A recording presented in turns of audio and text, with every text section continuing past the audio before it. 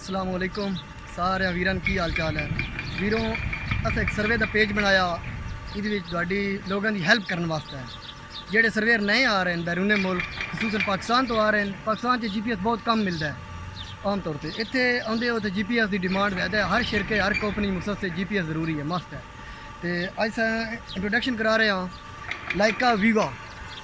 ये लाइका वीवा का बॉक्स है, एक सिंगल बॉक्स है।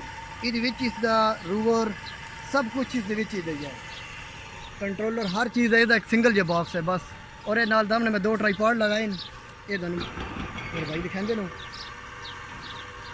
अगे आओ जी भाई साहब OTP दिखा दो। इतने कैसे BM लाया थले सिर्फ ना मैयर किया दूसरे BM तो 001 इसमें से कोड दिता है BM नवा दिता। तो हुण मैं बिस्मिल्लाह रहमान रहीम बॉक्स खोलदा। तुस देखो बॉक्स नूं विच की है।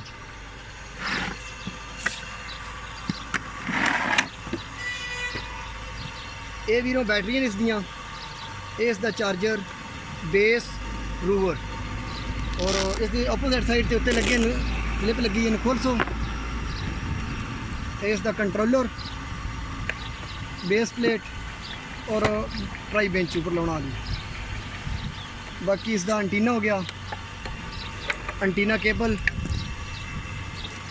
स्पेशली ये लोगों को नहीं पता ये इसका मीटर टेप है। और जिस तरह यूज़ करते हैं 2 मिनट तो बाद मैं यूज़ करके दिखा देना। हूँ सब तो पहले इनू ऑन कर दो।